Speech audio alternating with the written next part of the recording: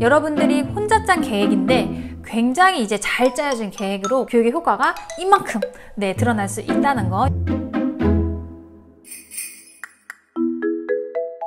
그 다음에는 세 번째. 그렇다면 이 사회정서 학습 프로그램은 굉장히 방대한 범위인데 여기에서 과연 내가 어떻게 방향성을 잡고 아이들한테 어떤 활동이나 어떤 놀이를 계획해야 할까에 대해서 이제 구체적으로 제가 이야기를 해드릴 텐데요. 이것은 제가 글로 쓰면서 이야기를 해보도록 하겠습니다. 네, 여러분, 그렇다면 사회정서 학습 프로그램을 하는데 우리가 어떤 방향성으로 나아가면 좋은지에 대한 제 생각을 지금부터 이야기해 보도록 하겠습니다. 먼저 이번에도 마찬가지로요. 용어 정리를 조금 더 깔끔하게 하고 가면 우리가 이 프로그램의 방향성을 잡는데 도움이 될 거란 생각이 드네요. 자, 사회와 정서가 합해져 있죠. 자, 그럼 여기서 사회는 뭘 말하는 걸까요?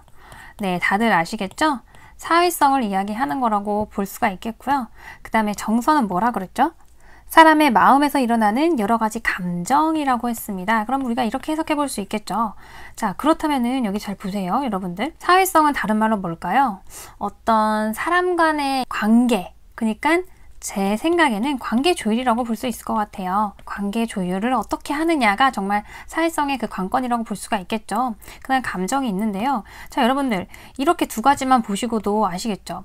여기에서 지금 우리가 먼저 뭔가를 더 학습해야 될 것 같나요? 뭔가를 더 알아야 할 것 같나요?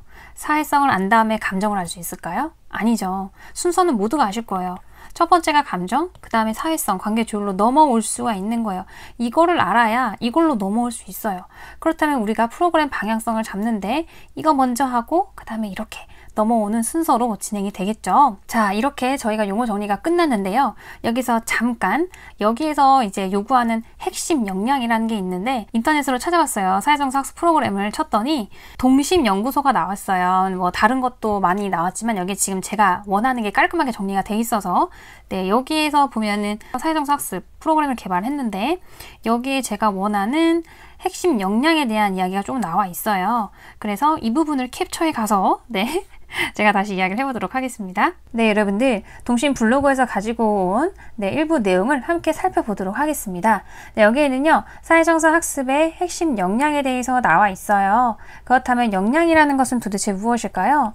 어떤 것을 수행해낼 수 있는 어떤 능력이라고 합니다. 자, 그렇다면 한번 살펴볼까요? 미국의 사회정서 학습협회 카셀에서 제공하는 5가지 핵심 역량에 대해서 여기 나와 있어요. 자기인식, 자기관리, 사회적 인식, 대인관계, 책임있는 의사결정으로 이렇게 5가지가 나와 있는데요.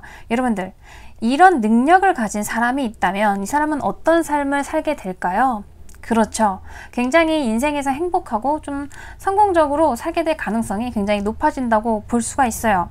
그래서 우리는 사회정서 학습 프로그램을 통해서 이 능력을 길러줄 수 있도록 우리가 이제 프로그램을 짜면 되는 거라고 생각을 하는데요. 그렇다면 지금부터는 이 5가지 핵심 역량을 우리가 어떻게 길러줄 수 있을 것인가에 대해서 생각을 하면서 방향성에 대해 이야기를 나눠보도록 하겠습니다. 자, 여러분들 제가 앞서서 감정을 먼저 배우고 우리는 여기 사회성을 배워야 한다 이렇게 얘기를 드렸죠. 그런데 감정에서 사회성이 관계조율로 넘어간다는 것이 감정을 알면 바로 관계조율을 우리가 할 수가 있느냐, 굉장히 퀀텀 점프한 느낌이 들지 않나요? 네, 그래서 우리는 이 사이의 과정이 필요한데요. 제 생각에 이 사이의 과정은 타인 이해라고 생각합니다.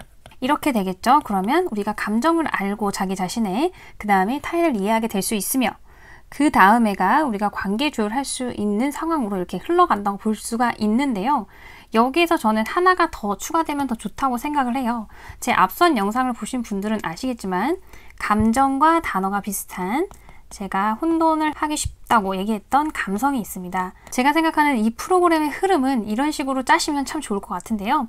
이렇게 되는 거죠. 1번, 2번, 3번, 4번이 됩니다. 자, 여러분들 그렇다면 제가 무엇 때문에 이 흐름대로 가는 게 좋다고 이야기를 했는지, 그리고 제가 이 각각에 대해서 어떤 종류의 활동들이나 어떤 상호작용을 하면 좋은지에 대해서 간략히 이야기를 해보도록 하겠습니다. 먼저 감성이에요, 여러분들. 감성에 대해서는 다른 영상에서도 이 뜻에 대해서 이야기를 해드렸지만 굉장히 쉽죠? 우리의 감각기관을 통해서 느껴지는 거예요. 어떤 외부 자극이요. 이런 거죠. 이렇게 했을 때 어떤 느낌이 드니? 아프다, 또는 어떤 거 만졌을 때 따갑다, 매끈매끈하다, 향기롭네, 뭐 이런 것들이 감성이라고 볼 수가 있겠죠. 여기서 많이 들어보지 않았나요? 네, 바로 감각놀이라는 말을 많이 들어봤잖아요. 이건 주로 누가 많이 하죠? 그래요. 가장 어린 아이들, 영아들부터 시작해서 굉장히 많이 하는 게 감각놀이라고 할 수가 있는데요. 이건 다 감성을 자극하는 거라고 볼 수가 있어요. 제가 근데 왜 감성을 첫 번째로 넣었냐 하면은요, 이렇게 외부 자극에 의해서 느껴지는 거는 정말 우리가 아무것도 배우지 않아도 다 느낄 수 있고, 그리고 이거는 뭔가 굉장히 본능적이고 1차적이라고 볼 수가 있잖아요. 사실은 누구라도 다 모든 걸 다 느낄 수 있잖아요. 하지만 어렸을 때 이런 감각들을 많이 깨워준다면 아이들이 자기의 겉에 있는 이 피부나 어떤 감촉이나 감각기관에서 느껴진 것부터 시작해서 이제 내부 느낌을 조금 더 바라볼 수 있게 되는 그런 어떤 느끼는 감각을 조금 더 키워줄 수 있다고 저는 생각을 해요. 왜냐면 감정이 들었을 때도 우리 몸에 변화가 있잖아요. 뭔가 느낌이 다르잖아요. 이걸 느끼려면 1차적으로 본능적인 부분을 느낄 수 있어야만 저는 가능하다고 보기 때문에 감각 기관을 자극하는 감성놀이도 굉장히 중요하다고 보고 제일 처음으로 해야 될 게 바로 이것이라고 저는 보고 있습니다. 네, 그 다음에 감정으로 넘어갈게요. 감정은 뭐 여러분들 다 아시죠? 감정 단어 배우는 거 가장 중요합니다. 정말 중요합니다. 이걸 꼭 하셔야 되고요. 그리고 기본적으로 상호작용을 이렇게 해주셔야 돼요. 모든 상호작용에서 아이들의 감정을 물어보는 거죠. 지금 어떤 기분이 들어?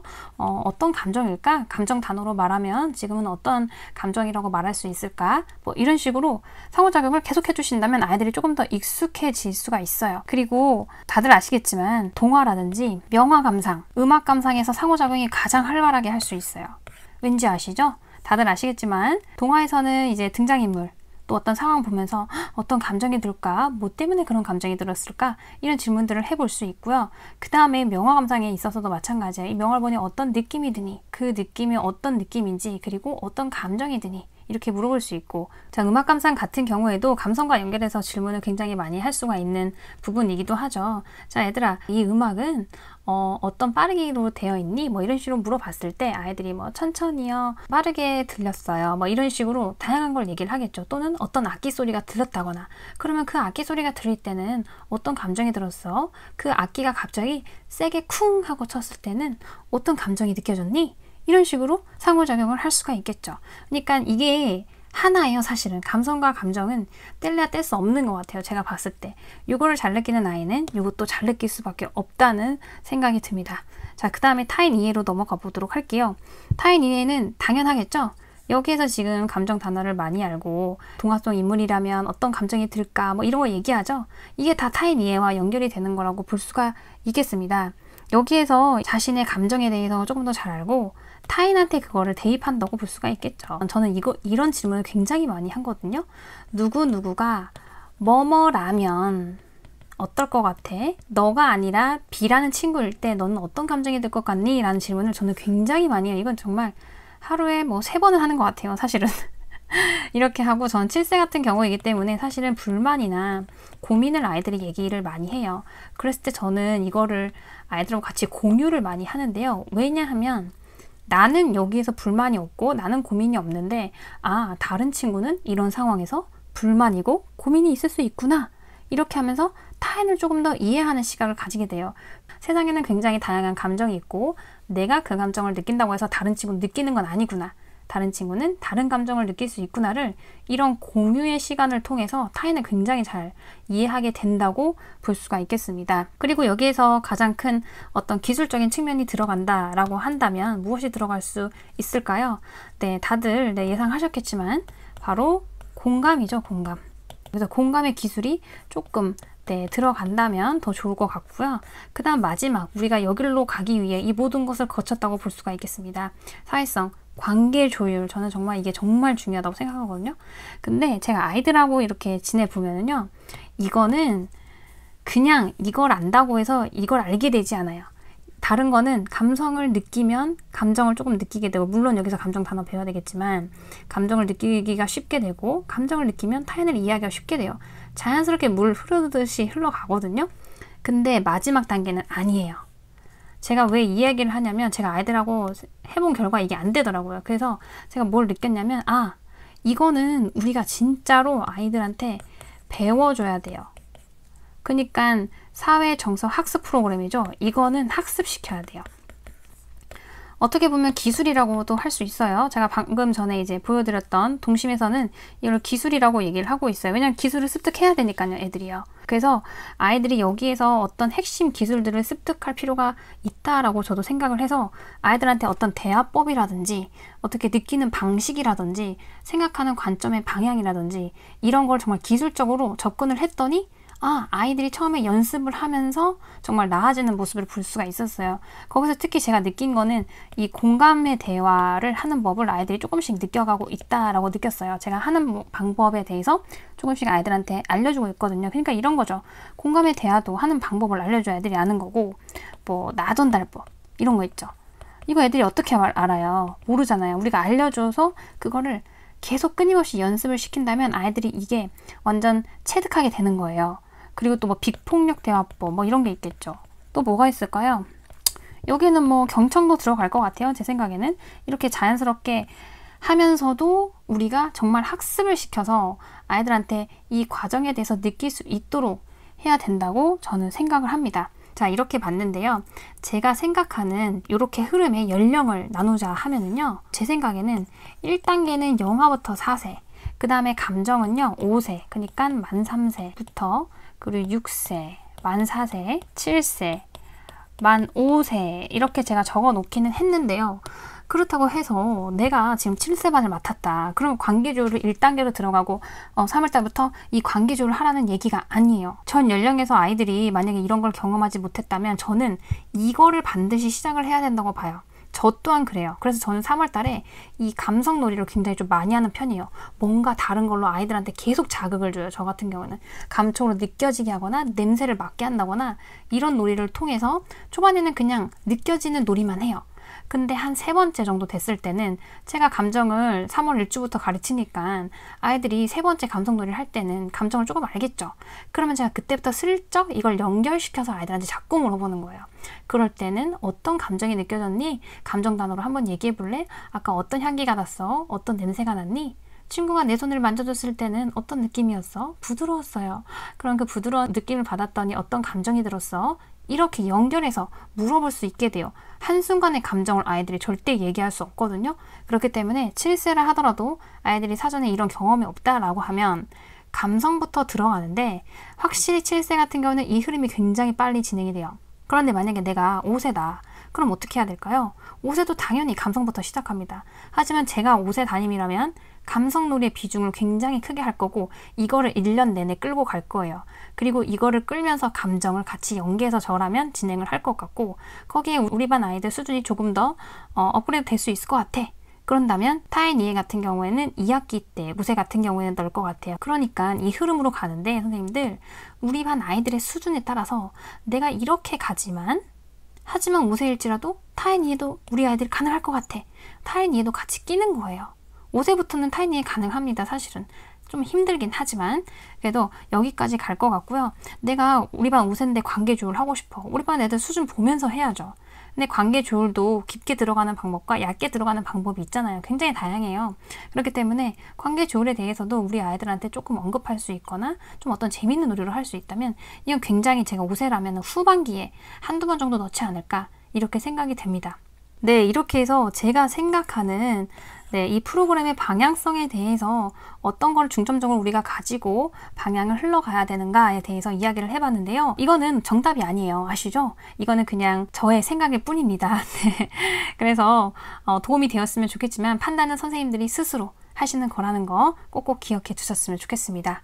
네, 여러분들 방금 전에 영상을 통해서 여러분들이 그러면 사회정서 학습 프로그램을 내가 어떤 방향성으로 진행을 해야 된다라고 이렇게 조금 이제 감을 잡으셨을 거라는 생각이 드는데요. 저희 반 같은 경우에는 이게 특색으로 정해져 있기 때문에 굉장히 좀 하기가 수월하고 편해요. 하지만 저희도 이렇게 계획한 대로 저는 좀 하기보다는 좋은 게 있으면 변경 수정해가지고 그걸로 바꿔서 막 하거든요. 어쨌든 간 연관이 짜여져 있기 때문에 연관이 짜여지지 않은 원보다는 수월하겠죠. 저희 반 같은 경우에 그래서 적용하기 쉬운 이유가 어떻게 짰냐면요.